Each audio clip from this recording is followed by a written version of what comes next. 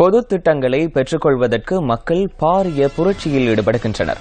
அவ்வாறான பொது திட்டங்களை மக்களிடம் கையளிக்கும் போது அதனை திறந்து வைப்பதற்கு அரசியல்வாதிகள் பாரிய போராட்டத்தில் ஈடுபடுகின்றனர். இந்த திட்டங்களினூடாக கிடைக்கும் பயனா அல்லது அதனை திறந்து வைப்பவர்களா மக்களுக்கு முக்கியம்.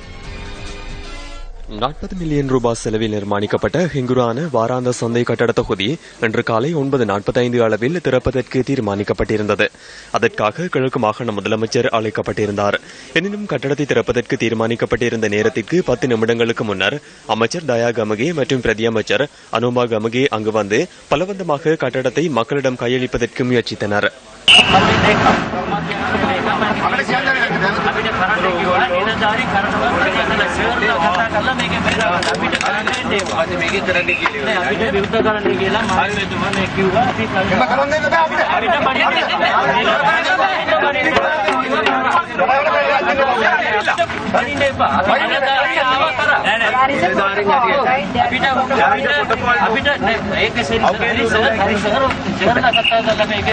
நீங்கள் கலந்துரையாடி கூறினால் நாம் செய்வோம்.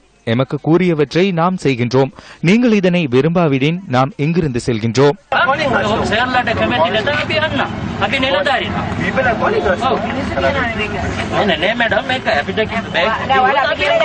உங்களுக்கு நாம் கூறுவது புரிகின்றது அல்லவா?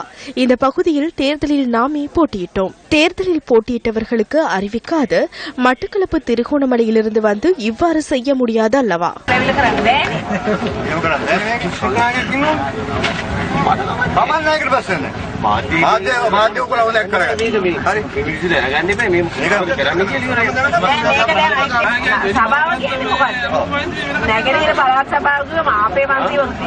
இதனைத் தொடர்ந்து அமைச்சர் தயா கமகே கட்டட தொகுதியின் பதாகையை திறந்து வைத்தார்.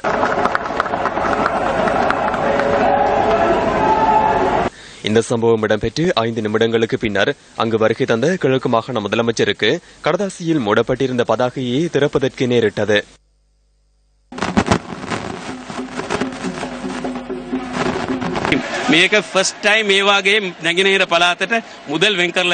கிழக்கு மாகாண சபைக்கு முதல் முறையாக நிதி ஒதுக்கப்பட்டுள்ளது.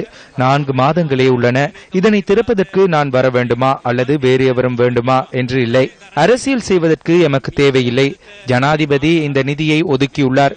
மக்களுக்கு அதிகபட்ச சேவையை செய்வதற்கே நாம் எதிர்பார்க்கின்றோம். ஏதேனும் ஒரு சம்பவம் ஒன்று நேர்ந்துள்ளது. அது தொடர்பில் முதலமைச்சரிடம் நான் மன்னிப்பு கோருகின்றேன்.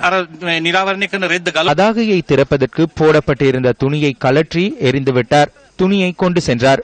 முதலாவதாக அவர் திறந்து வைத்தார். பின்னர் இரண்டாவதாக முதலமைச்சர் உள்ளிட்ட குழுவினர் கட்டடத்தை திறந்தனர். நல்லாட்சியில் இடம்பெறும் நகைச்சுவையான விடயம் என்றே நான் இதனை கூறுகின்றேன். தமது உரிமை இல்லாத விடயம் ஒன்றில் பலவந்தமாக தலையீடு செய்துள்ளார். இந்த மாவட்டத்தில் உள்ள சிரேஷ்ட அரசியல்வாதி ஒருவரை நான். எனது 40 வருட அரசியல் வாழ்க்கையில் இன்றைய தினமே இவ்வாறானதொரு கீழ்த்தரமான சம்பவம் ஒன்றை எதிர்நோக்கியுள்ளேன்.